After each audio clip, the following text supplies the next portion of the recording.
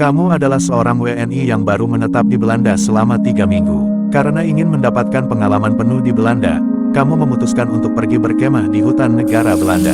Langkah 1, bangun tidur untuk mandi di air hangat dan sangat nyaman ini. Langkah 2, siapkan alat dan barang penting untuk berkemah. Langkah 3, perjalanan menuju hutan tertentu.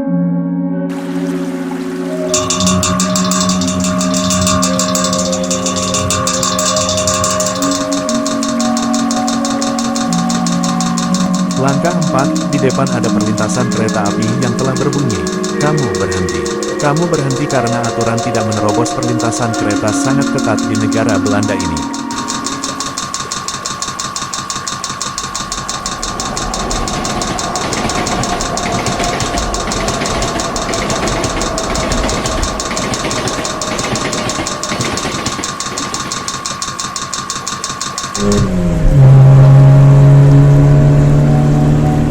Kamu tiba di hutan tujuan, tetapi baru saja sampai kamu menemukan banyak sekali buah blueberry yang tertanam di rumput. Langkah 5, kumpulin buah blueberry ini dan ayo jalan menuju tempat yang cocok.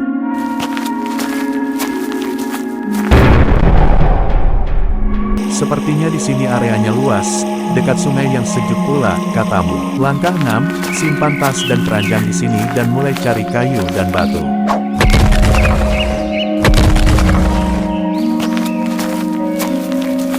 Langkah 7, memancing bila mencari kayu dan batu sudah selesai.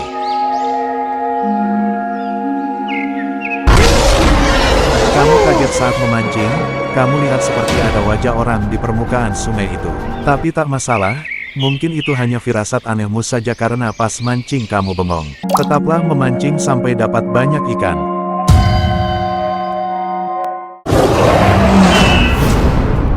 Berhasil, kamu mendapatkan banyak ikan dan keluarkan lipatan tenda dan panci untuk memasak. Langkah 8, letakkan panci di atas api unggun.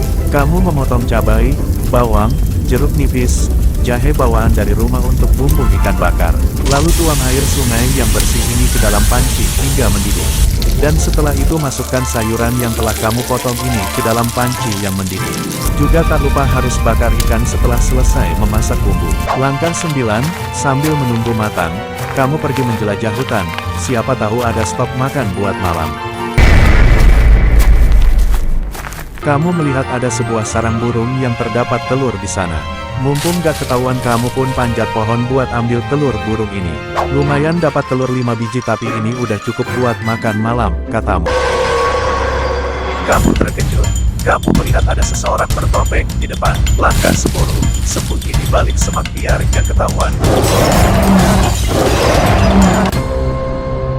Orang yang bertopeng itu mungkin sudah kabur, jadi kamu kembali ke sana. Baru saja sampai, kamu melihat sayuran rebus dan ikan bakar milikmu berserakan.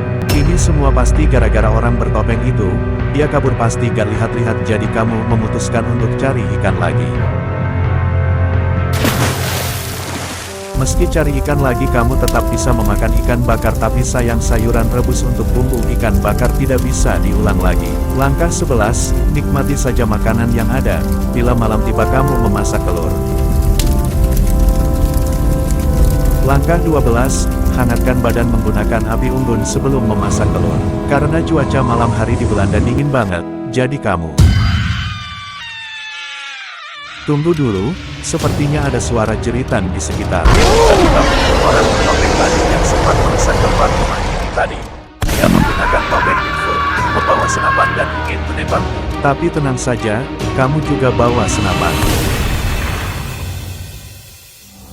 Baru mau nembak, senapanku patah, karena dia nembak duluan. Langkah 13, lari dari tempat kemah demi hidupmu. Saat dikejar, kamu baru nyadar kalau jalan ini memiliki perlintasan kereta api, jadi kamu harus tetap lari mumpung kereta belum melintas di perlintasan itu.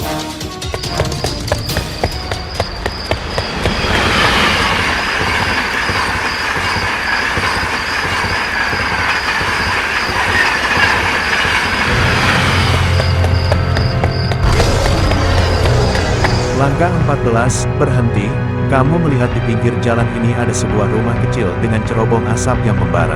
Kamu yakin pasti ini adalah rumah polisi hutan. Nampak jelas ada tulisan, polisi, di pintu maka kamu mengetuknya. Pintunya terbuka dan ternyata dia adalah seorang pria tua dan dia mendengar minta tolongmu. Kamu beranggapan kalau pria tua itu adalah polisi sungguhan, jadi kamu menyuruh pria tua itu menghadapi topeng Bigfoot yang mengejarmu itu. Tanpa berlama, pria tua itu langsung ambil senapa dan berlari ke arah yang kamu tunjuk. Ternyata dia benar-benar polisi sungguhan. Tak lama kemudian pria tua itu menyuruh kamu buat kesini. Ternyata, pria tua itu telah menembak topeng Bigfoot itu lalu ia menjelaskan kalau pelaku bertopeng adalah orang iseng yang mencoba mengerjai banyak pendatang selama puluhan tahun. Tapi itu semua sudah berlalu, jangan lupa berterima kasih pada pria tua itu, dan lanjutkan perkemahan.